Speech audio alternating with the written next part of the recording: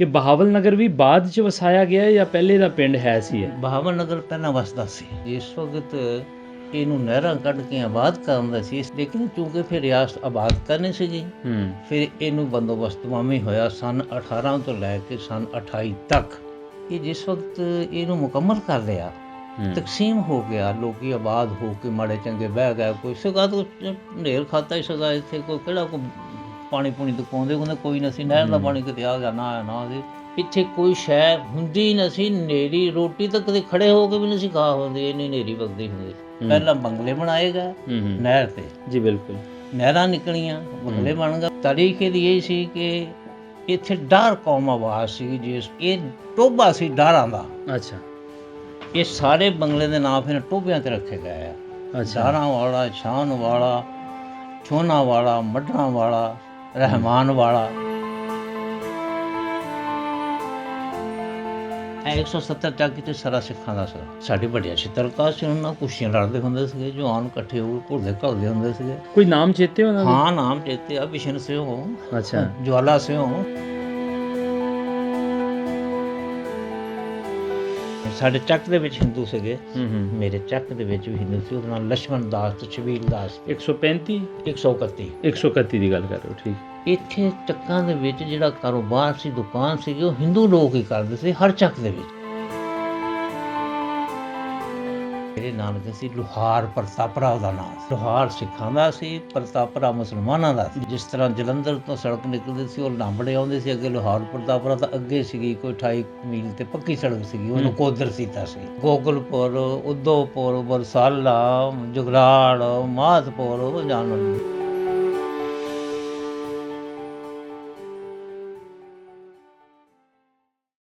ਸਤਿ ਸ਼੍ਰੀ ਅਕਾਲ ਜੀ, ਮੈਂ ਤੁਹਾਡਾ ਵੀਰ ਭੁਪਿੰਦਰ ਸਿੰਘ ਲਵਲੀ। ਔਰ ਪੰਜਾਬ ਦੇ ਨਾਲ ਜੁੜੀਆਂ ਹੋਈਆਂ ਜਿਹੜੀਆਂ ਸਾਡੀਆਂ ਦਾਸਤਾਨਾਂ ਨੇ, ਕਹਾਣੀਆਂ ਨੇ, ਜਿਹੜੇ ਸਾਡੇ ਅਨਮੰਡੇ ਪੰਜਾਬ ਦੀਆਂ ਨੇ, ਉਹ ਲੈ ਕੇ ਆਪ ਜੀ ਦੇ ਰੂਬਰੂ ਹੁੰਦੇ ਰਹਿੰਦੇ। ਇਸ ਵੇਲੇ ਅਸੀਂ ਮੌਜੂਦ ਹਾਂ ਬਹਾਵਲ ਨਗਰ ਦੇ ਇੱਕ ਪਿੰਡ ਦੇ ਵਿੱਚ, ਜਿਹਦਾ ਨਾਂ ਹੈ ਡਾਰਾਂਵਾਲਾ।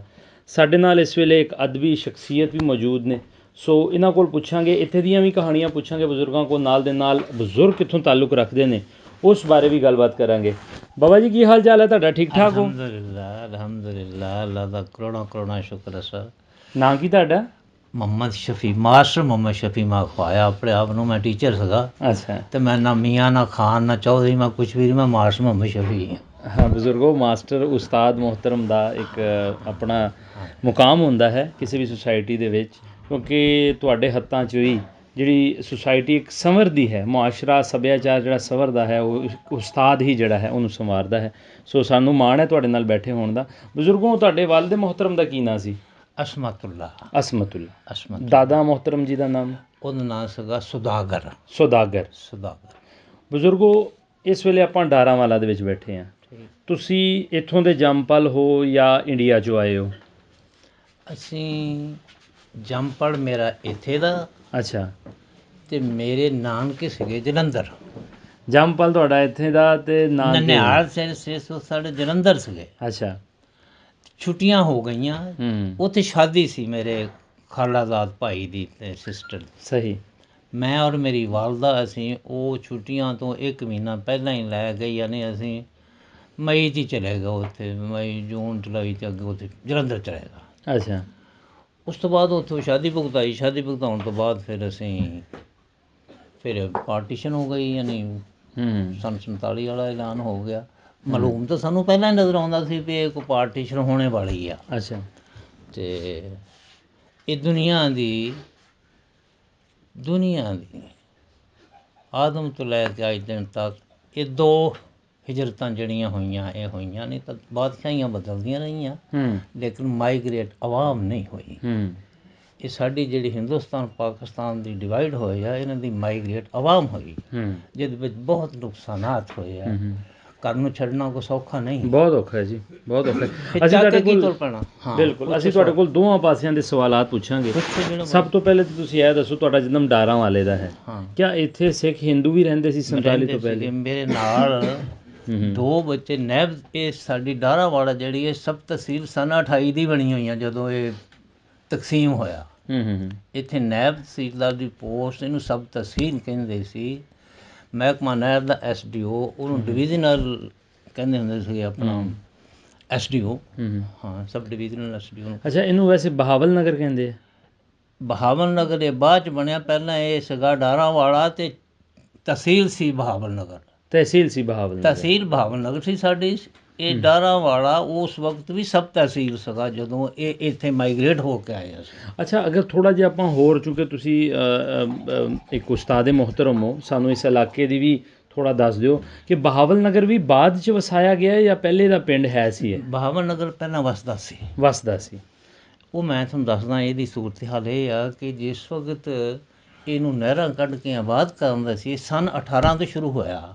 1918 ਤੋਂ? 1918 ਤੋਂ ਇਹਦੀ ਬੰਦੋਬਸਤ ਦਵਾਵੇਂ ਕੀਤਾ, ਯਾਨੀ ਨਵਾਬ ਸਾਹਿਬ ਨੇ ਪਹਿਲਾਂ ਤੋਂ ਨਹਿਰੀ ਨਿਜ਼ਾਮ ਹੁੰਦਾ, ਨਹਿਰੀ ਨਹੀਂ ਸੀ ਉਹ ਦੂਸਰਾ ਚਾਹੀ ਨਿਜ਼ਾਮ ਜਿਹਨੂੰ ਕਹਿੰਦੇ, ਉਹ ਲੋਕ ਪਹਿਲਾਂ ਵਸਦੇ ਸੀਗੇ ਜੀ, ਲੇਕਿਨ ਚੂँਕਿ ਫਿਰ ਰਿਆਸਤ ਆਬਾਦ ਕਰਨੀ ਸੀਗੀ, ਫਿਰ ਇਹਨੂੰ ਬੰਦੋਬਸਤ ਦਵਾਵੇਂ ਹੋਇਆ ਸਨ 18 ਤੋਂ ਲੈ ਕੇ ਸਨ 28 ਤੱਕ। ਠੀਕ ਹੈ ਜੀ। ਉਸ ਤੋਂ ਬਾਅਦ ਫਿਰ ਇਹਦਾ ਡਾਰਾਂਵਾਲਾ ਨਾਂ ਕਿਉਂ ਪਿਆ ਜੀ? ਇੱਕ ਸਵਾਲ ਹੈ ਜੀ, ਇੱਕ ਸਵਾਲ ਹੈ।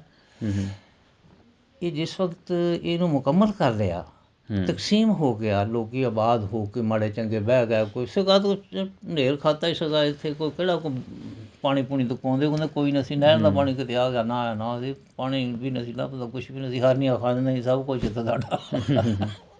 ਅਤੇ ਇਹ ਫਿਰ ਇਹਦਾ ਨਾਂ ਰੱਖਣ ਦਾ ਹੋਇਆ ਵੀ ਇਹਦਾ ਇਹ ਬੰਗਲੇ ਪਹਿਲਾਂ ਬਣ ਗਏ ਸੀ, ਪਹਿਲਾਂ ਬੰਗਲੇ ਬਣਾਏ ਗਏ ਨਹਿਰ 'ਤੇ ਜੀ, ਬਿਲਕੁਲ ਨਹਿਰਾਂ ਨਿਕਲੀਆਂ, ਬੰਗਲੇ ਬਣ ਗਏ, ਫਿਰ ਇਹਦੇ ਨਾਂ ਦਾ ਤਕਾਜ਼ਾ ਖੜਾ ਹੋਇਆ। ਕੋਈ ਮੇਜਰ ਅਫਸਰ ਇੱਥੇ ਡਾਰਾਂਵਾਲੇ ਆਇਆ, ਕੋਈ ਹੋਏਗਾ ਮੈਨੂੰ ਨਹੀਂ ਪਤਾ ਉਸ ਵਕਤ ਕੌਣ ਸੀ। ਇੱਥੇ 68 ਚੱਕ ਦੇ ਵਿੱਚ ਇੱਕ ਅਹਿਮਦ ਖਾਨ ਨੰਬਰਦਾਰ ਹੁੰਦਾ ਸੀਗਾ। ਅੱਛਾ, ਉਹਨੇ ਆਖਿਆ ਕਿ ਮੈਂ ਫਾਰ ਐਵਰ ਮੇਰੀ ਔਲਾਦ ਜਿਹੜੀ ਆ ਇਸ ਬੰਗਲੇ ਦਾ ਅਫਸਰਾਂ ਦਾ ਖਰਚ ਚੱਕੇਗੀ, ਇਹਦਾ ਨਾਂ ਰੱਖ ਦਿਓ ਅਹਿਮਦ ਬੰਗਲਾ। ਅਹਿਮਦ ਬੰਗਲਾ? ਅਹਿਮਦ ਬੰਗਲਾ, ਕਿਉਂਕਿ ਉਹਦਾ ਨਾਂ ਅਹਿਮਦ ਖਾਨ ਸੀ। ਅੱਛਾ ਅੱਛਾ, ਰਾਜਪੂਤ ਸੀਗਾ, ਇਹਦਾ ਨਾਂ ਹੀ ਅਹਿਮਦ ਖਾਨ ਬੰਗਲਾ ਰੱਖ ਦਿਓ। ਲੇਕਿਨ ਉਹ ਬੰਦਾ ਸਮਝਦਾਰ ਸੀਗਾ, ਉਹਨੇ ਆਖਿਆ ਨਹੀਂ ਇਹਦਾ ਨਾਂ ਅਹਿਮਦ ਬੰਗਲਾ ਤਾਂ ਅਗਲੇ ਦਾ ਕਿਸੇ ਨੂਰਦੀਨ ਬੰਗਲਾ ਬਣ ਜੂਗਾ, ਫਤਿਹਦੀਨ ਬੰਗਲਾ ਬਣ ਜੂਗਾ, ਇਹ ਗਲਤ ਆ। ਅੱਛਾ, ਇਹਨੂੰ ਕਿਸੇ ਤਾਰੀਖੀ ਨਾਂ 'ਤੇ ਰੱਖੋ। ਸਹੀ। ਤਾਰੀਖ ਇਹਦੀ ਇਹ ਸੀ ਕਿ ਇੱਥੇ ਡਾਰ ਕੌਮ ਆਬਾਦ ਸੀ, ਜਿਸ ਪਹਿਲਾਂ ਤਾਂ ਬੰਦੇ ਸੀ ਨਾ, ਜਿੰਨੇ ਵੀ ਆਬਾਦੀਆਂ ਸੀ ਉਹ ਦਰਿਆਵਾਂ ਦੇ ਕਿਨਾਰੇ 'ਤੇ ਸੀਗੀਆਂ। ਫਿਰ ਇਹ ਨਹਿਰਾਂ ਨਿਕਲ ਗਈਆਂ, ਫਿਰ ਇਹਦਾ ਬੰਗਲੇ ਦਾ ਨਾਂ ਰੱਖਣਾ, ਇਹ ਟੋਭਾ ਸੀ ਡਾਰਾਂ ਦਾ। ਅੱਛਾ, ਇਹ ਸਾਰੇ ਬੰਗਲੇ ਦੇ ਨਾਂ ਫਿਰ ਟੋਭਿਆਂ 'ਤੇ ਰੱਖੇ ਗਏ ਆ। ਡਾਰਾਂਵਾਲਾ, ਛਾਨਵਾਲਾ, ਛੋਨਾਵਾਲਾ, ਮੱਢਾਂਵਾਲਾ, ਰਹਿਮਾਨ ਵਾਲਾ, ਇਹ ਜਿਹੜੀਆਂ ਬਰਾਦਰੀਆਂ ਇੱਥੇ ਪਹਿਲਾਂ ਆਬਾਦ ਸਨ।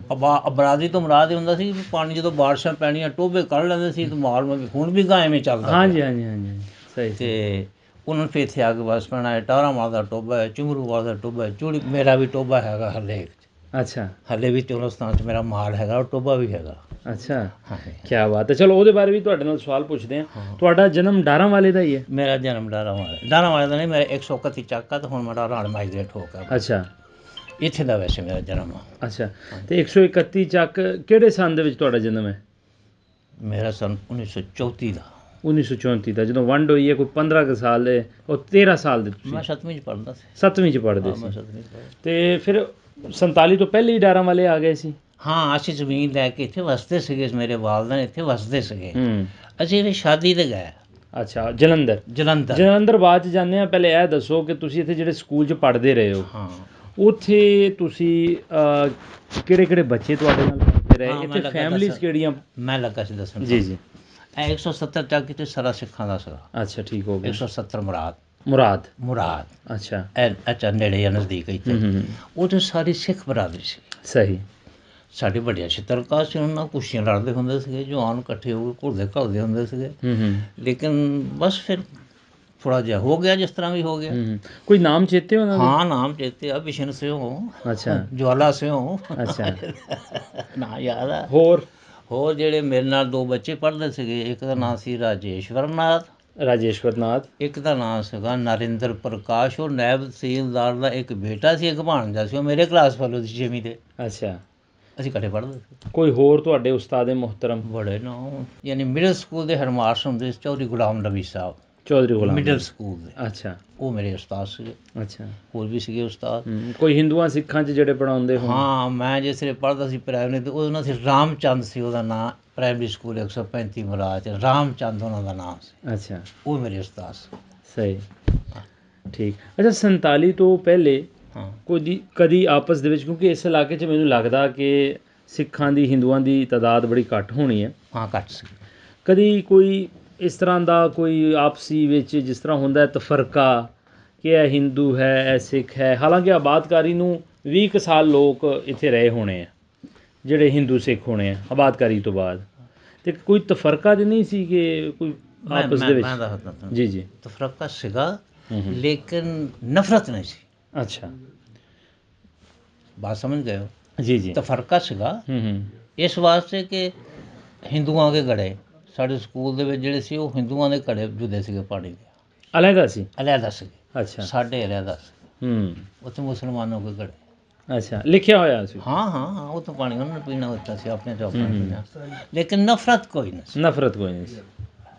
ਤਫਰਕਾ ਸੀ ਜ਼ਰੂਰ ਸੀ, ਵੰਡ ਸੀ, ਤੇ ਲੇਕਿਨ ਨਫ਼ਰਤ ਕੋਈ ਨਹੀਂ? ਨਫ਼ਰਤ ਨਹੀਂ ਸੀ, ਦਿਲ 'ਚ ਨਫ਼ਰਤ ਨਹੀਂ ਸੀ, ਪਿਆਰ ਸੀ। ਪਿਆਰ ਸੀ। ਅੱਛਾ ਤੁਸੀਂ ਦੱਸ ਰਹੇ ਸੀ ਕਿ ਤੁਹਾਡੇ ਨਾਨਕੇ ਜਲੰਧਰ ਸੀਗੇ, ਹਾਂ। ਅਤੇ ਤੁਸੀਂ 47 ਤੋਂ ਪਹਿਲੇ ਜਾਂ 47 ਦੇ ਵਿੱਚ ਉੱਥੇ ਜਲੰਧਰ ਗਏ, ਕਦੋਂ ਗਏ ਤੁਸੀਂ? ਅਸੀਂ ਗਏ ਹਾਂ ਸੰਨ 1947 ਦੇ ਵਿੱਚ, ਇਹ 47 ਅਗਸਤ 47 ਦੇ ਵਿੱਚ। ਜੀ ਜੀ। ਮੈਂ ਗਿਆ ਮਈ, ਜੂਨ, ਜੁਲਾਈ, ਅਗਸਤ। ਜੂਨ ਜੁਲਾਈ ਦੀਆਂ ਛੁੱਟੀਆਂ ਹੁੰਦੀਆਂ ਸੀਗੀਆਂ, ਮਈ ਦੀਆਂ 2.5 ਮਹੀਨੇ ਦੀ ਛੁੱਟੀਆਂ ਹੁੰਦੀਆਂ ਸੀਗੀਆਂ। ਅਸੀਂ ਜੂਨ ਨੂੰ ਚਲੇ ਗਏ ਉੱਥੇ ਨਾਨਕੇ, ਜਿਵੇਂ ਅਮੂਮਨ ਪੁਰਾਣੇ ਜ਼ਮਾਨੇ 'ਚ ਹੁੰਦਾ ਸੀ। ਜਾਂਦੇ ਹੀ ਹੁੰਦੇ ਸੀਗੇ। ਹਾਂ। ਫਿਰ ਸ਼ਾਦੀ ਸੀਗੀ ਤੇ ਜਾਣਾ ਹੀ ਸੀ। ਔਰ ਤੁਹਾਡੀ ਇੱਥੇ ਗਰਮੀ ਵੀ ਬਹੁਤ ਜ਼ਿਆਦਾ ਹੁੰਦੀ ਹੈ, ਹਾਂ, ਜਲੰਧਰ ਦਾ ਮੌਸਮ ਜ਼ਰਾ ਅੱਛਾ ਹੁੰਦਾ ਸੀ। ਜਲੰਧਰ ਦਾ ਬਹੁਤ। ਅੱਛਾ, ਜਲੰਧਰ ਦੇ ਵਿੱਚ ਕਿਹੜੇ ਪਿੰਡ ਦੇ ਵਿੱਚ ਤੁਹਾਡੇ ਨਾਨਕੇ ਸੀਗੇ? ਮੇਰੇ ਨਾਨਕੇ ਸੀ ਲੋਹਾਰ ਪ੍ਰਤਾਪਰਾ, ਉਹਦਾ ਨਾਂ ਸੀ। ਪ੍ਰਤਾਪਪੁਰਾ, ਬਿਲਕੁਲ। ਲੋਹਾਰ ਪ੍ਰਤਾਪਰਾ, ਲੋਹਾਰ ਸਿੱਖਾਂ ਦਾ ਸੀ, ਪ੍ਰਤਾਪਰਾ ਮੁਸਲਮਾਨਾਂ ਦਾ ਸੀ। ਜੀ ਬਿਲਕੁਲ। ਤੁਹਾਡੇ ਸ਼ਾਇਦ ਜ਼ਿਹਨ 'ਚ ਆ ਜਾਵੇ ਕੋਈ ਬਾਤ। ਸਹੀ। ਜਿਸ ਤਰ੍ਹਾਂ ਜਲੰਧਰ ਤੋਂ ਸੜਕ ਨਿਕਲਦੀ ਸੀ ਉਹ ਲਾਂਬੜੇ ਆਉਂਦੇ ਸੀ, ਅੱਗੇ ਲੋਹਾਰ ਪ੍ਰਤਾਪਰਾ ਤਾਂ ਅੱਗੇ ਸੀਗੀ ਕੋਈ 28 ਮੀਲ ਤੇ ਪੱਕੀ ਸੜਕ ਸੀਗੀ, ਉਹਨੂੰ ਕੋਦਰ ਸੀਤਾ ਸੀ। ਸਹੀ।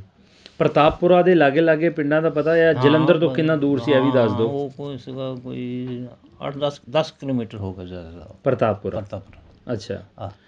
ਤੇ ਪ੍ਰਤਾਪਪੁਰਾ ਦੇ ਲਾਗੇ ਲਾਗੇ ਪਿੰਡ? ਗੋਗਲਪੁਰ, ਉਦੋਪੁਰ, ਬਰਸਾਲਾ, ਜੁਗਰਾੜ, ਮਾਧਪੁਰ, ਉਹ ਪਿੰਡਾਂ ਨੂੰ ਤਾਂ ਜਾਣਦੇ। ਤੁਸੀਂ ਉਸੇ ਸਾਲ ਗਏ ਸੀ ਜਾਂ ਪਹਿਲੇ ਵੀ ਜਾਂਦੇ ਰਹੇ ਹੋ? ਨਹੀਂ, ਉਸੇ ਸਾਲ ਮੈਂ ਗਿਆ। ਉਸੇ ਸਾਲ ਗਏ ਸੀ। ਤੁਹਾਡੇ ਨਾਨਾ ਜੀ ਦਾ ਨਾਂ ਕੀ ਸੀਗਾ? ਨਾਨਾ ਜੀ ਸਾਡੇ ਫੌਤ ਹੋ ਗਏ ਸੀਗੇ ਤੇ ਮਾਮੂ ਸੀਗੇ ਸਾਡੇ। ਅੱਛਾ, ਅਤੇ ਜਲੰਧਰ ਦੇ ਵਿੱਚ ਤੁਹਾਡੇ ਮਾਮਾ ਜੀ ਜਿਹੜੇ ਰਹਿੰਦੇ ਸੀ ਉਹਦਾ ਨਾਂ ਕੀ ਸੀਗਾ? ਉਹ ਇੱਕ ਸ਼ੇਰ ਮੁਹੰਮਦ ਸੀ, ਇੱਕ ਨਾ ਬਰਕਤ ਅਲੀ ਸੀ। ਬਰਕਤ ਨੂੰ ਮੱਲ ਕਹਿੰਦੇ ਸੀ। ਉਦੋਂ ਪਹਿਲੇ ਜ਼ਮਾਨੇ 'ਚ ਕੁਸ਼ਤੀਆਂ ਹੀ ਹੁੰਦੀਆਂ ਸੀਗੀਆਂ, ਹੋਰ ਖੇਡ ਤਮਾਸ਼ਾ ਕੋਈ ਨਾ ਸੀ। ਜਾਂ ਕੁਸ਼ਤੀਆਂ ਜਾਂ ਬਾਜੀ ਪਾਉਣੀ ਬਾਜੀਗਰਾਂ ਨੇ। ਹਾਂਜੀ, ਇਹੀ ਦੋ ਤਮਾਸ਼ੇ ਸੀ। ਅੱਛਾ। ਕਬੱਡੀ ਵੀ ਬਾਅਦ 'ਚ। ਤੁਹਾਡੇ ਮਾਮਾ ਜੀ ਕੁਸ਼ਤੀ ਖੇਡਦੇ ਸੀ? ਘੁਲਦੇ ਸੀ, ਉਹਨੂੰ ਮੱਲ ਸੱਦਦੇ ਹੁੰਦੇ ਸੀ। ਉਹਦਾ ਨਾਮ ਬਰਕਤ ਸੀ, ਮੱਲ ਸੀ, ਉਹ ਘੁਲਦਾ ਹੁੰਦਾ ਸੀ। ਉਹਦਾ ਨਾਂ ਫਿਰ ਮੱਲ ਰੱਖ ਲਿਆ, ਬਰਕਤ ਮੱਲ। ਹਾਂ, ਬਰਕਤ ਮੱਲ। ਅੱਛਾ, ਠੀਕ। ਬਰਕਤ ਤਾਂ ਕੋਈ ਨਹੀਂ ਜਾਣਦਾ, ਮੱਲ ਹੀ ਕਹਿੰਦੇ ਸੀ ਸਾਰੇ। ਅੱਛਾ, ਉੱਥੇ ਦਾ ਜਿਹੜਾ ਪ੍ਰਤਾਪਪੁਰਾ ਸੀਗਾ, ਵੈਸੇ ਨਾਮ ਤੋਂ ਹੀ ਪਤਾ ਲੱਗ ਜਾਂਦਾ, ਲੇਕਿਨ ਉੱਥੇ ਦੀਆਂ ਵੀ ਕੋਈ ਯਾਦਾਂ ਹੈ ਨੇ ਤੁਹਾਡੇ ਕੋਲ? ਜੋਸ਼ਾ ਮੈਂ ਤੁਹਾਨੂੰ ਦੱਸਦਾ ਤਾਂ ਪਿਆ ਵੀ ਦਰਮਿਆਨੀ ਫਾਸਲਾ ਪ੍ਰਤਾਪਪੁਰਾ ਮੁਸਲਮਾਨਾਂ ਦਾ ਸੀ, ਦਰਮਿਆਨੀ ਫਾਸਲਾ ਸਿਰਫ 2 ਏਕੜ ਦਾ ਸੀ। ਅੱਛਾ। ਯਾਨੀ ਸਿੱਖ ਬਰਾਦਰੀ, ਇਹ ਮੁਸਲਮਾਨ ਬਰਾਦਰੀ। ਅੱਛਾ। ਤਾਂ ਇਕੱਠੇ ਰਲ ਮਿਲ ਕੇ ਰਹਿੰਦੇ। ਉੱਥੇ ਕੋਈ ਸਿੱਖਾਂ ਦੇ ਜਾਂ ਹਿੰਦੂਆਂ ਦੇ ਨਾਮ ਚੇਤੇ ਹੁਣ ਪ੍ਰਤਾਪਪੁਰਾ ਦੇ? ਪ੍ਰਤਾਪਪੁਰੇ ਦੇ ਹੁਣ ਫਿਰ ਮੇਰੇ ਹੁਣ ਰਹਿਣ, ਕਿਉਂਕਿ ਬਹੁਤ ਥੋੜ੍ਹਾ ਅਰਸਾ ਰਹੇ ਹੋ ਤੁਸੀਂ। ਥੋੜ੍ਹਾ ਅਰਸੇ ਰਹੇ, ਕਿਉਂਕਿ ਨਹੀਂ ਉਵੇਂ ਤਾਂ ਉਹਦਾ ਨਾਂ ਸੀ ਇੱਕ ਸੀਗਾ। ਹਾਂ। ਅੱਛਾ, ਤੁਸੀਂ ਫਿਰ ਮਾਈਗ੍ਰੇਸ਼ਨ ਵੇਲੇ, ਕਿਉਂਕਿ ਤੁਸੀਂ ਤਾਂ ਸਿਰਫ ਵਿਆਹ ਵਾਸਤੇ ਗਏ ਸੀਗੇ, ਤੁਹਾਨੂੰ ਕੀ ਕੁਛ ਰਸਤੇ 'ਚ ਵੇਖਣਾ ਪਿਆ? ਕਿਆ ਪ੍ਰਤਾਪਪੁਰੇ 'ਤੇ ਵੀ ਕੋਈ ਹਮਲਾ ਹੋਇਆ? ਮੈਂ ਦੱਸਦਾ ਤੁਹਾਨੂੰ। ਹਾਂ ਹੁੰਦੇ ਰਹੇ। ਅੱਛਾ। ਪ੍ਰਤਾਪਪੁਰੇ 'ਤੇ ਨਹੀਂ ਹੋਇਆ ਕਿਉਂਕਿ ਉਹ ਪਿੰਡ ਵੱਡਾ ਸੀ। ਅੱਛਾ। ਫਿਰ ਉਹ ਜਿਸ ਵੇਲੇ ਸਿਲਸਿਲਾ ਐਲਾਨ ਹੋ ਗਿਆ ਨਾ, ਫਿਰ ਕੋਈ ਨਫ਼ਰਤਾਂ ਵੱਧ ਗਈਆਂ। ਆਈ ਡੋਂਟ ਨੋ ਕਿਵੇਂ ਵੱਧ ਗਈਆਂ। ਫਿਰ ਖੂਹਾਂ 'ਤੇ ਲੋਕ ਰਹਿੰਦੇ ਹੁੰਦੇ ਸੀਗੇ, ਖੂਹਾਂ 'ਤੇ। ਅੱਛਾ। ਯਾਨੀ ਉਹਨਾਂ ਦਿਨ ਰਾਤ ਰਹਿਣਾ ਹੀ ਖੂਹ 'ਤੇ, ਤਾਂ ਆਪਣੀ ਰੋਟੀ ਚਲੀ ਜਾਣੀ ਜਾਂ ਘਰ ਆ ਜਾਣਾ। ਮਾਲ ਮਵੇਸ਼ੀ ਸਾਰਾ ਕਾਰੋਬਾਰ, ਉਦੋਂ ਟਿੰਡਾਂ ਵਾਲੇ ਖੂਹ ਹੁੰਦੇ ਸੀਗੇ ਅਤੇ ਕੋਈ ਚੜਸ ਵਾਲੇ ਖੂਹ ਹੁੰਦੇ ਸੀਗੇ ਉੱਥੇ। ਅਤੇ ਫਿਰ ਉਹ ਕੋਈ ਹਮਲਾ ਰਾਤ ਨੂੰ, ਜਿੱਥੇ ਕਿਤੇ ਖੂਹ 'ਤੇ ਇੱਕ ਅੱਧਾ ਬੰਦਾ ਹੋਣਾ, ਉਹਨੂੰ ਮਾਰ ਦੇਣਾ। ਅੱਛਾ। ਫਿਰ ਉਹ ਖੂਹ ਇਕੱਠੇ ਕਰ ਲਏ, ਖੂਹ 8-7 ਖੂਹਾਂ ਨੂੰ ਇਕੱਠੇ ਹੋ ਗਏ। ਫਿਰ ਉਹਨਾਂ 'ਤੇ ਵੀ ਜ਼ਿਆਦਤੀ ਹੋਣੀ ਸ਼ੁਰੂ ਹੋ ਗਈ। ਉਹਨਾਂ ਨੇ ਫਿਰ ਇਹ ਸੋਚਿਆ ਵੀ ਹੁਣ ਇਹ ਕਿਵੇਂ ਕਰੀਏ। ਫਿਰ ਛੋਟੇ ਛੋਟੇ ਪਿੰਡ ਜਿਹੜੇ ਆ ਉਹ ਸਾਡੇ ਵੱਡੇ ਪਿੰਡ 'ਚ ਹੈਗਾ। ਪ੍ਰਤਾਪਪੁਰਾ ਹੀ ਸਾਡਾ ਕੈਂਪ ਸੀਗਾ। ਅੱਛਾ। ਮੇਰੇ ਜਿਹੜਾ ਪਿੰਡ ਸੀ ਮੇਰਾ, ਉਹ ਉੱਥੇ ਹੀ ਕੈਂਪ ਲੱਗ ਗਿਆ। ਕੁਰਬੋ ਜਵਾਰ ਦੇ ਜਿੰਨੇ ਚੱਕ ਸੀਗੇ ਉੱਠ ਕੇ ਉੱਥੇ ਆ ਗਿਆ। ਅਤੇ ਫਿਰ ਉਹਨੂੰ ਲਾਜ਼ਮਨ ਤਕਲੀਫਾਂ ਹੋਈਆਂ, ਕੋਈ ਸਮਾਨ ਚੱਕ ਸਕਿਆ, ਕੋਈ ਨਹੀਂ ਚੱਕ ਸਕਿਆ। ਅਤੇ ਜਦੋਂ ਇਹ ਪਤਾ ਹੋਵੇ ਵੀ ਇਸ ਪਾਸੇ ਮਾਰਨ ਵਾਲੇ ਆ ਗਏ ਤਾਂ ਫਿਰ ਉਹਨੂੰ ਚੱਕ ਕੇ ਕੀ ਨੱਠਣਾ, ਫਿਰ ਤਾਂ ਲੋਕ ਤਾਂ ਆਪਣੀ ਜਾਨ ਬਚਾ ਕੇ ਭੱਜੇ। ਬੱਚੀਆਂ ਨੂੰ ਖੂਹਾਂ ਛਾਲਾਂ ਮਾਰੀਆਂ, ਉਹ ਅੱਜ ਵੀ ਚੀਕਾਂ ਨਿਕਲ ਰਹੀਆਂ ਉੱਥੋਂ ਬੱਚੀਆਂ ਨੇ। ਸਹੀ। ਅਤੇ ਫਿਰ ਅੱਗੇ ਫਿਰ ਕਿਸ ਤਰ੍ਹਾਂ ਪਾਕਿਸਤਾਨ ਤੱਕ ਦਾ ਸਫ਼ਰ ਰਿਹਾ? ਫਿਰ ਮੈਂ ਤੁਹਾਨੂੰ ਦੱਸਦਾ। ਉਸ ਤੋਂ ਅੱਗੇ ਫਿਰ ਅਸੀਂ ਉਸ ਕੈਂਪ 'ਚ ਬੈਠੇ ਰਹੇ, ਪ੍ਰਤਾਪਪੁਰਾ ਜੀ। ਫਿਰ ਕੋਈ ਤਕਰੀਬਨ 6 ਮਹੀਨੇ ਬਾਅਦ, 5-6 ਮਹੀਨੇ ਬਾਅਦ, ਬੜੀ ਮੁਸ਼ਕਿਲ। ਦੇਖੋ ਮੇਰੇ ਜ਼ਰਾ ਗੌਰ ਕਰੋ ਇਸ ਗੱਲ 'ਤੇ ਵੀ ਇੰਨੇ ਪਿੰਡ ਇਕੱਠੇ ਹੋ ਜਾਣ, ਉੱਥੇ ਕੋਈ ਬਾਥਰੂਮ ਤਾਂ ਨਹੀਂ ਬਣੇ ਹੋਏ, ਉੱਥੇ ਕੋਈ ਰੋਟੀ ਸਾਡੀਆਂ ਮੁੱਕ ਗਈਆਂ, ਜਿਹੜਾ ਕੋਈ ਲਿਆਂਦਾ ਸੀ ਚੱਕ ਚੁੱਕ ਕੇ ਉਹ ਤਾਂ ਮੁੱਕ ਗਿਆ। ਉਹ ਤਾਂ ਯਾਨੀ ਮੁਸ਼ਕਿਲਾਤ ਦੀ ਇੰਤਹਾ ਹੋਈ ਕਿ ਜਦ ਕਿ ਖਾਣਾ ਨਹੀਂ ਸੀ ਮਿਲਦਾ। ਫਿਰ ਗੌਰਮੈਂਟ ਨੇ 2.5 ਟਾਂਕਾ ਆਟਾ ਸਾਨੂੰ ਇੱਕ ਆਦਮੀ ਨੂੰ ਲੱਭਦਾ ਹੁੰਦਾ ਸੀਗਾ ਚੁੱਕਾਰੇ। ਉਹ ਫਿਰ ਚਲੋ ਇਹ ਵੀ ਚਲੋ ਗੁਜ਼ਾਰਾ ਹੁੰਦਾ ਪਿਆ ਸੀਗਾ। ਜੇ ਇੱਥੋਂ ਉੱਠ ਕੇ ਫਿਰ ਸਾਡਾ ਕੈਂਪ ਜਿਹੜਾ ਨਕੋਦਰ ਪ੍ਰਤਾਪਰੇ ਆ ਗਿਆ, ਤਾਂ ਪ੍ਰਤਾਪਰਾ ਜਿਹੜਾ ਉਹ ਚਲਾ ਗਿਆ ਖੁੱਲ੍ਹੇ ਕੰਗਰੇ। ਭਾਈ ਖੁੱਲ੍ਹਾ ਕੰਗਰਾ ਪਿੰਡ ਸੀਗਾ। ਬਸ ਫਿਰ ਕੁਛ ਵੀ ਨਹੀਂ, ਫਿਰ ਇੱਦਾਂ ਭੁੱਖਾ ਹੀ ਰਹੋ। ਅੱਛਾ। ਉਹ ਤੋਂ ਫਿਰ ਕਾਫਲਾ ਸਾਡਾ ਜਿਹੜਾ ਨਾ ਉਹ ਕਰਤਾਰਪੁਰ ਉੱਥੋਂ 35 ਮੀਲ ਸੀਗਾ। ਅੱਛਾ। 35 ਮੀਲ ਕਰਤਾਰਪੁਰ ਸੀ ਉੱਥੋਂ। ਸਹੀ। ਤੁਸੀਂ ਡੇਰੇ ਬਾਬੇ ਨਾਨਕ ਥਾਣੀ ਆਏ ਹੋ? ਹਾਂਜੀ, ਡੇਰੇ ਬਾਬੇ ਨਾਨਕ ਥਾਣੀ ਆਏ ਹੋ ਤੁਸੀਂ? ਹਾਂਜੀ। ਮੇਰਾ ਮਤਲਬ ਕਿ ਉਹ ਪਹਿਲਾ ਜਿਹੜਾ ਛਕੜਾ ਗੱਡਾ ਸੀਗਾ, ਉਹ ਗੱਡੇ ਟੁੱਟ ਜਾਣੇ। ਉੱਥੇ ਕਿਹੜਾ ਗੱਡੇ ਹੁੰਦੇ ਸੀਗੇ? ਬਸ ਉਹ ਮਾੜਾ ਜਿਹਾ ਕਿਸੇ ਜੋੜ ਜਾੜ ਕੇ ਬਣਾਵੇ ਤੇ ਟੁੱਟ ਗਿਆ ਸਮਾਨ, ਕੋਈ ਇਹਨੂੰ ਸੜਤਾ, ਕਿਸੇ ਦੇ ਕੋਈ ਮਾੜਾ ਜਿਹਾ ਰੱਖ ਦਿੱਤਾ।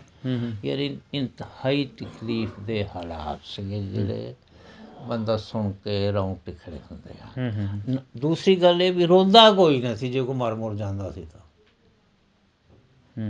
ਰੋਂਦਾ ਕੋਈ ਨਹੀਂ, ਰੋਣ ਆਉਂਦਾ ਹੀ ਨਹੀਂ। ਸਹੀ। ਜਿਸ ਤਰ੍ਹਾਂ ਇੱਥੇ ਹੁਣ ਅਸੀਂ ਦਾਰੋ ਕਦਾਰ ਰੋਂਦੇ ਹਾਂ, ਆਂਸੂ ਹੀ ਨਿਕਲਦੇ ਆ। ਪੱਥਰ ਹੀ ਹੋ ਗਏ ਸੀ ਲੋਕਾਂ ਦਾ, ਪੱਥਰ ਹੋ ਗਏ ਸੀ। ਸਹੀ। ਠੀਕ। ਅਤੇ ਫਿਰ ਤੁਸੀਂ ਇਸ ਤਰ੍ਹਾਂ ਇੱਥੇ ਆ ਕੇ ਦੁਬਾਰਾ ਵਸੇ। ਤੁਹਾਡੇ ਨਾਨਕੇ ਕਿੱਦਾਂ ਵਸੇ ਹੋਣ? ਜਲੰਧਰ ਦਾ ਪਾਣੀ ਤਾਂ ਬਹੁਤ ਵਧੀਆ ਵਾ, ਅਤੇ ਇੱਧਰ ਦਾ ਪਾਣੀ ਤਾਂ ਬੜਾ ਇੱਥੇ ਤਾਂ 2-2 ਮਹੀਨੇ 3-3 ਮਹੀਨੇ ਮੈਂ ਆ ਕੇ ਵੇਖਿਆ ਪਾਣੀ ਨਹੀਂ ਹੁੰਦਾ। ਚੌ ਸਾਹਿਬ ਇਹ ਤੁਸੀਂ, ਮੈਂ ਤੁਹਾਨੂੰ ਇਹਦਾ ਕੀ ਬਿਆਨ ਕਰਾਂ। ਇਹ 'ਚ ਸਾਡੇ ਕਾਸ਼ਤਕਾਰ ਆ ਇਸ ਵਕਤ 110 ਮੁਰੱਬੇ ਦੇ ਮਾਲਕ ਆ। 110 ਮੁਰੱਬੇ ਦੇ ਮਾਲਕ, ਬਾਬੇ ਗੁਲਾਬ ਕੇ ਉਹਨਾਂ ਨੂੰ ਕਹਿੰਦੇ ਆ। ਇੱਥੇ ਕੋਈ ਸ਼ੈ ਹੁੰਦੀ ਨਹੀਂ ਸੀ। ਹਨੇਰੀ ਰੋਟੀ ਤਾਂ ਕਦੇ ਖੜ੍ਹੇ ਹੋ ਕੇ ਵੀ ਨਹੀਂ ਸੀ ਖਾ ਹੁੰਦੀ, ਇੰਨੀ ਹਨੇਰੀ ਵਗਦੀ ਹੁੰਦੀ ਸੀ। ਅੱਛਾ। ਇਹ ਤਾਂ ਮੈਂ ਉਹਨਾਂ ਬਜ਼ੁਰਗਾਂ ਦੀ ਹਿੰਮਤ ਨੂੰ ਦਾਦ ਦਿੰਦਾ ਕਿ ਉਹ ਛੱਡ ਕੇ ਭੱਜੇ, ਬੜੇ ਬਹੁਤ ਛੱਡ ਕੇ ਭੱਜੇ। ਲੇਕਿਨ ਕੁਝ ਫਿਰ ਮੁਕੱਦਰ ਦੀ ਗੱਲ ਹੁੰਦੀ ਹਰ ਤਰ੍ਹਾਂ। ਉਹ ਬਾਬਾ ਗੁਲਾਬ ਉਹਦਾ ਨਾਂ ਸੀਗਾ। ਉਹ ਆ 75 ਚੱਕਦਾ ਸੀ, 175 ਮੁਰਾਦ ਦਾ। ਉਹਨ ਉੱਥੇ 2 ਬੋਲ ਦਾ ਆਪਣੇ ਉਹ ਤੰਗ ਆ ਗਿਆ, ਇਕੱਲਾ ਹੀ ਸੀਗਾ। ਉਹ ਪਜਾੜੇ ਜੀ ਉੱਤੇ ਰੱਖੇ, ਉੱਥੇ ਮੁੰਨਾ ਜਿਹਾ ਰੱਖਿਆ, ਉੱਤੇ ਉਹ ਗੰਢੀ ਬੰਨ੍ਹ ਕੇ ਜਿਹੜੀ ਰੱਖ ਕੇ ਤੋਂ ਰਾਤ ਨੂੰ 11 ਵਜੇ ਤੋਂ ਚੱਲਿਆ। ਪੁਲ ਆਹ ਹੀ ਸੀਗਾ ਡਾਰਾਵਾੜੇ ਦਾ, ਲੰਘਣ ਨੂੰ ਨਹਿਰ ਦਾ, ਹੋਰ ਪੁਲ ਕੋਈ ਨਹੀਂ ਸੀ। ਅੱਛਾ। ਇੱਥੇ ਨਾਇਬ ਤਹਿਸੀਲਦਾਰ ਅਤੇ ਪਟਵਾਰੀ ਬੈਠੇ ਸੀਗੇ ਵੀ ਜਾਣ ਨਹੀਂ ਦੇਣਾ ਜਿਹੜਾ ਇੱਥੋਂ ਦੀ ਲੰਘੇ ਬੰਦਾ ਉਹਨੂੰ ਰਾਤ ਨੂੰ।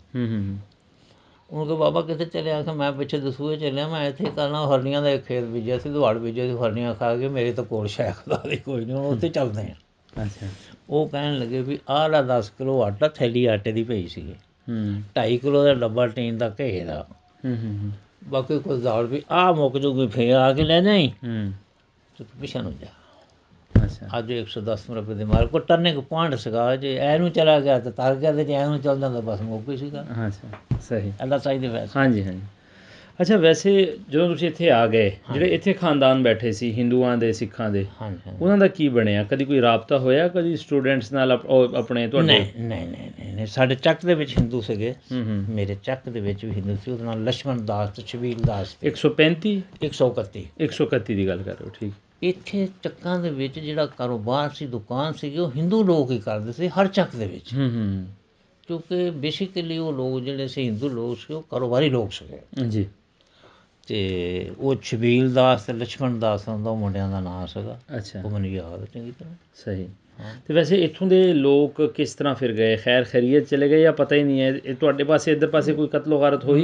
ਮੈਂ ਤੁਹਾਨੂੰ ਦੱਸਦਾ ਇੱਥੇ ਕਤਲੋ ਗਾਰਤ ਜਿਹੜੀ ਆ ਉਹ ਕਤਲ ਨਹੀਂ ਹੋਈ। ਅੱਛਾ।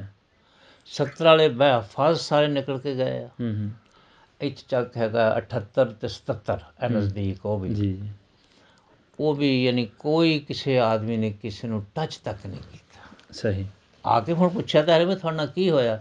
ਇੱਕ ਵਾਕਿਆ ਇੱਥੇ ਹੋਇਆ ਸੀਗਾ, ਆ ਕੇ ਪਤਾ ਲੱਗਾ ਵੀ ਕੋਈ ਇੱਧਰੋਂ ਕੋਈ ਦੋ ਹਿੰਦੂ ਕਿਸੇ ਕਾਰ 'ਤੇ ਲੈ ਕੇ ਆਏ ਤਾਂ ਇੱਥੇ ਹੈਗਾ ਸਾਡੇ ਚੱਕ ਦੇ ਪਰਲੇ ਪਾਸੇ, ਸਾਡੇ ਚੱਕ ਦਾ ਹੀ ਰਕਬਾ ਸੀ, ਉੱਥੇ ਉਹਨਾਂ ਨੂੰ ਉਹ ਜਿਹੜੇ ਬੰਦੇ ਲੈ ਕੇ ਆਏ ਆ ਉਹਨਾਂ ਨੂੰ ਮਾਰਿਆ। ਕੋਈ ਚੀਜ਼ ਧੋਖਾ ਦੇ ਕੇ ਲੈ ਨਾਲ ਵੀ ਤੁਹਾਨੂੰ ਅਸੀਂ ਹਿੰਦੁਸਤਾਨ ਪਾਰਟ ਪਾ ਦਿੰਦੇ ਹਾਂ। ਅੱਛਾ। ਲੇਕਿਨ ਉਹ ਇੱਥੇ ਮਾਰ ਕੇ ਚਲੇਗਾ, ਪਤਾ ਨਹੀਂ ਕੌਣ ਸੀ ਅਤੇ ਕੌਣ ਚਲੇਗਾ। ਉਹ ਮੁਰੱਬੇ ਵਾਲਾ ਜਿਹੜਾ ਸੀ ਵੀ ਉਹਨੂੰ ਕਦੇ ਲਾਸ਼ਾਂ ਲਾਤੀਆਂ ਦਾ ਪੋਸਟਮਾਰਟਮ ਕਰਾਉਣਾ, ਇਹ ਮੈਨੂੰ ਆ ਕੇ ਦੱਸਿਆ।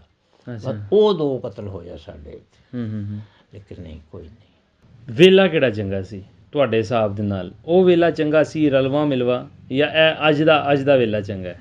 ਬੜਾ ਅੱਛਾ ਸਵਾਲ ਹੈ ਤੁਹਾਡਾ, ਬਹੁਤ ਪਿਆਰਾ ਸਵਾਲ ਹੈ। ਲੇਕਿਨ ਮੈਂ ਤੁਹਾਨੂੰ ਦੱਸਾਂ ਗੱਲ ਅਸਲ ਇਹ ਹੈਗੀ, ਮੈਂ ਪਹਿਲਾਂ ਤੁਹਾਨੂੰ ਇਹ ਸਵਾਲ ਕਰ ਹਟਿਆ ਕਿ ਅਸੀਂ ਇਸ ਤੋਂ ਮੁੱਤਾਂ ਦੇ ਪਹਿਲਾਂ ਵਸਦੇ ਸੀਗੇ। ਬਿਲਕੁਲ ਸਹੀ। ਯਾਨੀ ਮੁਹੰਮਦ ਬਿਨ ਕਾਸਿਮ ਤੋਂ ਪਹਿਲਾਂ ਵੀ ਮੁਸਲਮਾਨ ਇੱਥੇ ਆ ਕੇ ਤਜਾਰਤ ਕਰਦੇ ਸੀਗੇ। ਸਹੀ। ਚੱਲਦੇ ਪਏ ਸੀਗੇ। ਉਸ ਤੋਂ ਬਾਅਦ ਫਿਰ ਰਾਜੇ ਪ੍ਰਿਥਵੀ ਰਾਜ ਨਾਲ ਵੀ ਸਾਡਾ ਰੌਲਾ ਪੈ ਗਿਆ। ਹਾਂਜੀ, ਕਿਉਂਕਿ ਤੁਹਾਡੇ ਨਾਲ ਹੀ ਰਾਜਸਥਾਨ ਹੈ ਨਾ। ਆਸ ਪਾਸੇ ਸਾਰਾ ਰਾਜਪੂਤਾਂ ਦਾ ਸਾਰਾ ਜਿਹੜਾ ਸਾਰਾ ਆਹੀ ਪਿਆ। 350 ਮੀਲ ਮੁਸਾਫਤ ਹੈ ਸਾਰੀ ਇੱਥੋਂ ਮੁਲਤਾਨ ਤੋਂ। ਹਾਂਜੀ, 350 ਮੀਲ ਦੀ ਮੁਸਾਫਤ ਹੈ ਇਹ। ਹੁਣ ਇਹਨੇ ਗਿਣੀ ਨਾਪੀ ਹੈ ਨਾ। ਹਾਂਜੀ ਬਿਲਕੁਲ। ਅਤੇ ਇਕੱਠੇ ਵਾਸਤੇ ਸੀਗੇ, ਕੋਈ ਪਰੇਸ਼ਾਨੀ ਨਹੀਂ ਸੀ ਕਿਸੇ ਕਿਸਮ ਦੀ। ਲੇਕਿਨ ਤਹਿਜ਼ੀਬਾਂ ਇਕੱਠੀਆਂ ਨਾ ਹੋ ਸਕੀਆਂ ਔਰ ਨਹੀਂ ਹੋਣੀਆਂ। ਸਹੀ। ਇਹ ਨਹੀਂ ਹੋਣੀਆਂ। ਇਕੱਠੇ ਰਹਿਣਾ, ਰਲ ਕੇ ਰਹਿਣਾ। ਵੀ ਦੁਨੀਆ ਦੀ ਤਾਰੀਖ ਦੇ ਵਿੱਚ 2 ਹੀ ਤਾਂ ਹਿਜਰਤਾਂ ਹੋਈਆਂ, ਜਾਂ ਸਾਡੇ ਨਬੀ ਕਰੀਮ ਨੇ ਕੀਤੀਆਂ ਮੱਕੇ ਤੋਂ ਮਦੀਨਾ, ਅਤੇ ਦੂਸਰੀ ਇਹ ਹਿਜਰਤ ਹੋਈ ਹੈ।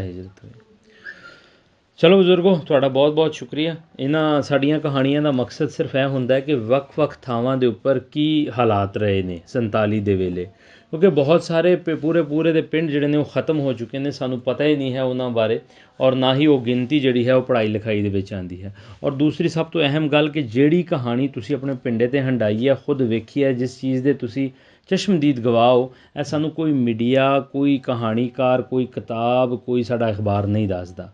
ਸੋ ਇਸ ਕਰਕੇ ਤੁਹਾਡੇ ਕੋਲ ਰਿਕਾਰਡ ਕਰਕੇ ਇਹ ਗੱਲਾਂ ਜਿਹੜੀਆਂ ਰਿਕਾਰਡ ਕਰ ਰਹੇ ਹਾਂ, ਇਹ ਤੁਹਾਡੇ ਬੱਚਿਆਂ ਤੱਕ, ਤੁਹਾਡਾ ਜਿਹੜਾ ਪਿੰਡ ਹੈ ਡਾਰਾਂ ਵਾਲਾ, ਇਹਨਾਂ ਦੇ ਲੋਕਾਂ ਨੂੰ ਵੀ ਪਤਾ ਚੱਲੇਗਾ। ਜਿਹੜੀਆਂ ਪਿੰਡ ਦੇ ਤੁਸੀਂ ਗੱਲਾਂ ਬਾਤਾਂ ਦੱਸੀਆਂ 135, 77, 78 ਬਾਰੇ, ਉਹਨਾਂ ਬਾਰੇ ਵੀ ਸਾਨੂੰ ਤੁਹਾਡੇ ਕੋਲ ਮਾਲੂਮਾਤ ਮਿਲੀਆਂ। ਜਿੰਨੇ ਲੋਕ ਬੈਠੇ ਨੇ ਇਹਨਾਂ ਕੋਲ ਨਹੀਂ ਸੀ ਉਹ ਮਾਲੂਮਾਤ। ਸੋ ਇਹਨਾਂ ਕਹਾਣੀਆਂ ਦਾ ਮਕਸਦ ਹਰਗਜ਼ ਇਹ ਨਹੀਂ ਹੈ ਕਿ ਅਸੀਂ ਕਿਸੇ 'ਤੇ ਨਾਫਜ਼ ਕਰ ਰਹੇ ਹਾਂ ਕਿ ਨਹੀਂ ਜੀ ਅਸੀਂ ਹੀ ਠੀਕ ਕਹਿ ਰਹੇ। ਇਹ ਵੱਖ ਇਲਾਕਿਆਂ ਦੇ ਵੱਖ ਫਿਗਰਸ ਹੋ ਸਕਦੀਆਂ ਨੇ, ਔਰ ਐਸੀਆਂ ਕਹਾਣੀਆਂ ਦਾ ਮਕਸਦ ਵੀ ਕਿਸੇ ਜ਼ਾਤ, ਧਰਮ, ਕਿਸੇ ਮੁਲਕ ਦੇ ਖਿਲਾਫ ਕੋਈ ਗੱਲਬਾਤ ਕਰਨਾ ਨਹੀਂ ਹੈ।